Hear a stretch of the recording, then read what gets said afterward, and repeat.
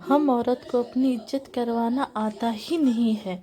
घर में थकी हारी स्नेहा ने कदम अभी रखा ही था कि बेटा तरुण उस पर चिल्लाने लगा, मम्मी आपको पता है कि मैं करेले की सब्जी नहीं खाता हूँ, फिर भी आपने मेरे लिए कुछ और नहीं बनाया। बहुत ज़ोर से भूख लगी है, घर में फ्रूट्स भी आप नहीं रखती। एक तो कॉलेज में आज प्रोफेसर ने पका दिया और फिर थके हारे आओ तो घर में कुछ मिलता ही नहीं। पीछे पीछे बेटी तासी भी कमरे से बाहर आ गई। आज का दिन ही खराब है।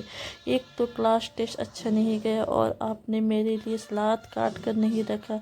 आपको पता है कि मैं डाइटिंग पर हूँ, आपसे एक काम ढंग से नहीं होता। तरुण ने तासी की बात का समर्थन किया। हाँ, पापा भी यही कहते हैं कि तुम्हारी मम्मी किसी काम की नहीं है, एक भी काम ढंग से नहीं करती, और रही सही कसर बच्चों की दादी ने पूरा कर दी। मेरे बेटा कभी गलत कह ही नहीं सकता। दो ही बच्चे हैं और उनका भी ज़रूरत का ख्याल नहीं रख पाती हो। कितने दिनों से कह रहे हैं कि मेरे घुटने में बहुत दर्द है, अर्थो तेल ला दो, मेरा चश्मा टूट गया है उसे बनवा दो, लेकिन तेरी माँ को फुर्सत ही कहाँ। सुबह बाजार गई थी और अब लौट आई है। उड़ाओ पैसे मेरे बेटे, दिन रात मेहनत कर और तुम्हारे आराम से शॉपिंग करो। दादी की बात सुन तरुण और तासी भी मुस्कुराने लगे। यह देख स्नेहा को गुस्सा तो बहुत आया, लेकिन कुछ नहीं बोली। वो वैसे ही बहुत थकी थी और उन सबको बोलकर यह डांट कर अपने आप को और थकाना नहीं चाहती थी। किचन में जाकर पानी पिया और उसने अपने हैंडबैग से सासू जी का चश्मा निकाल और उनको दे दिया। शॉपिंग बैग से अर्थो तेल निकाल और उनके सामने रख दिया। फ्रूट्स निकाल धोकर बास्केट में रख दिया। बाजार से लाई सब्जी निकाल बेटी के लिए सलाद काट कर उसे दे दिया और फिर कमरे में चली गई। जरा सा कुछ कहो नहीं, तुम्हारे मम्मी का मुंह फुला लेती है। मेरे सामान लेकर कोई एहसान नहीं किया है, मेरे बेटे की कमाई से ही लाई हो, और यही सब पहले कर देती तो हम भी गुस्सा नहीं करते। फालतू में हम सबका दिमाग खराब कर दिया। कनिका जी अपने झेप मिटाने के लिए भी स्नेहा को दोषी दे रही थी। अभी तक आप समझ ही गए होंगे कि स्नेहा की क्या स्थिति है। आपने ही घर में शायद एक पंचिंग बैग को कि जो आता मुक्का मार कर चला जाता। अरे अभी आप पति जी अनिल से तो मिले ही नहीं।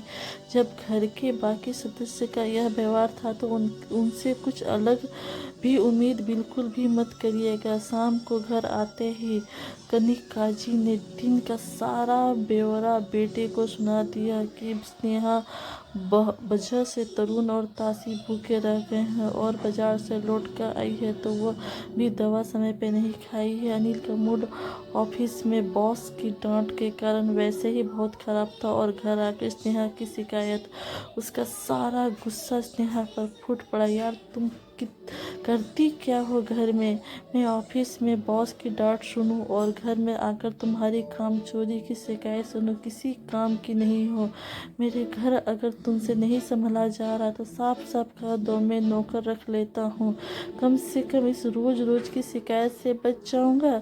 स्नेहा जिसने अपनी 20 साल की शादी में सिर्फ पति और बच्चे, सासू जी और उनके रिश्तेदारों को खुश करने में बिता दिया, आज यह सुनकर उसके भी सहन की शक्ति पूरी तरह खत्म हो गई। उसने कुछ नहीं बोला, लेकिन मन ही मन एक फैसला कर लिया। उसने 2-4 जगह फ़ोन किया और रात का काम ख़त्म किया और सो गई। सुबह स्नेहा के घर से एक बार भी तरुण, ताशी, अनिल और कानिका जी के चिल्लाने की आवाज़ सुनाई दे रही थी। मम्मी मेरा दूध ब्रेड कहाँ है? मुझे आज ओट चाहिए। बहू मेरे लिए आज उपमा बना देना। स्नेहा मेरे टिफिन और नाश्ता कहाँ है? स्नेहा किचन से निकल आई और आप सभी को यह कैसे और कितने खाना है इसे बता दीजिए। किचन से एक औरत बाहर आई। ये माया है, आज से आप सभी की ज़रूरत का यही ख्याल रखिए। ये क्या मजाक है स्नेहा? अनिल गुस्से से बोले, हमारे घर में आज तक कोई काम वाली नहीं है, तुम्हें तो सिर्फ मेरे बेटे की कमाई लुटाना आता है। यह घर का काम करेगी तो तुम क्या करोगी? कानिका जी भी तलखी से बोली, मम्मी जी मैं वही करूँगी 20 सालों से आप लोग की नज़रों में करती आई हूँ आराम। और अनिल आपने ही कल कहा था कि अगर मुझसे आपका घर का नहीं संभला रहा तो आप साफ साफ कह दें आप नौकर रख लेंगे। तो आज मैं आपको और बाकी लोगों को साफ साफ बता दे रही हूँ कि अब मुझसे आपका घर नहीं संभला जाएगा। आप सभी को तकलीफ ना हो इसलिए माया को काम पर रख दिया है। अब आपको जो चाहिए जितना चाहिए सब माया को समझा दीजिएगा। स्नेहा यह क्या नाटक है, शुरू कर दिया। स्नेहा की बात से बौखलाए अनिल गुस्सा से बोला, नाटक? यह नाटक नहीं है, नाटक तो आज तक आप सभी मेरे साथ करते आए। आप पति बनने का, सासू माँ जी माँ बनने का और तरुणता से अब उन्हें क्या कहे। आज तक जिस घर को अपना समझकर संभालती आई हो, कल पता चला कि वो तो मेरा है ही नहीं।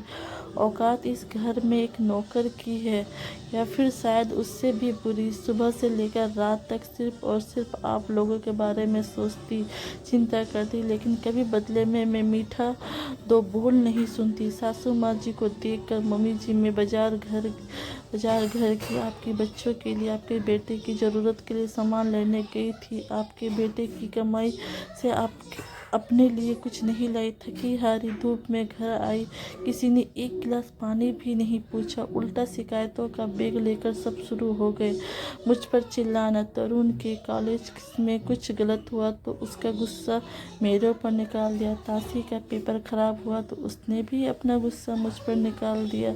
अनिल के बॉस से डांट पड़ी तो उसका फ्रस्ट्रेशन मुझ पर निकाल दिया। और मम्मी जी, इन्हें पता नहीं मुझसे कौन सा जन्म का खुन्नक है कि कभी आज तक प्यार के दो मीठे बोल बोली ही नहीं है। आप सभी ने मुझे पंचिंग बैग समझ लिया है, जिसका मन करता है आता है अपनी भड़ास और चिड़चिड़ापन निकाल कर चल देता है। हर बात पर मुझे झिझक दिया जाता है। कभी भी आप लोगों ने मुझसे कुछ पूछा नहीं कि तुम्हें कोई तकलीफ है, तुम्हारी कोई चाहत है।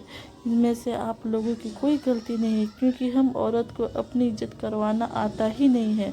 मम्मी जी, आपका बेटा अगर ऑफिस में मेहनत करता है तो मैं भी दिन रात घर में मेहनत करती हूँ। आपका बेटा सुबह 9 बजे से 5 बजे तक नौकरी करता है, तो जिसमें संडे के अलावा और भी छुट्टी मिलती है, लेकिन मैं 24/7 और वो भी बिना छुट्टी के आपके घर में घर संभालती हूँ। सबको उनकी ज़रूरत का हर चीज़ सही तरीके से मिल जाता है, फिर भी मुझे कहा जाता है कि मैं किसी काम की नहीं हूँ, ना ही मुझे कोई ढंग है काम करने की। इसलिए आज और अभी से आपके घर की जिम्मेदारी छोड़ रही हूँ। अपने कमरे में जाते हुए स्नेहा पलट कर बोलती है, अनिल, औरत सारी जिंदगी आपके वजूद को भुलाकर मकान को घर बनाने में लगा देती है और बदले में सिर्फ यही चाहत रखती हूँ घर के सदस्य उसे सम्मान दे, उससे प्यार से दो बोल बोले। लेकिन अफसोस, मैं पूरे घर की ज़रूरत का ख्याल रखती हूँ, लेकिन तुम सब मिलकर भी अकेला मेरा ख्याल नहीं रख सके। अभी सभी के आंखें शर्म से झुक गई। सच ही तो कहा था स्नेहा ने। सभी ने ना जाने कितने उसे पंचिंग बैग समझ लिया था। अगर आपके घर वाले आपके साथ यही व्यवहार करते हैं जा रहे तो आप भी पंचिंग बैग बनना बंद कर दें।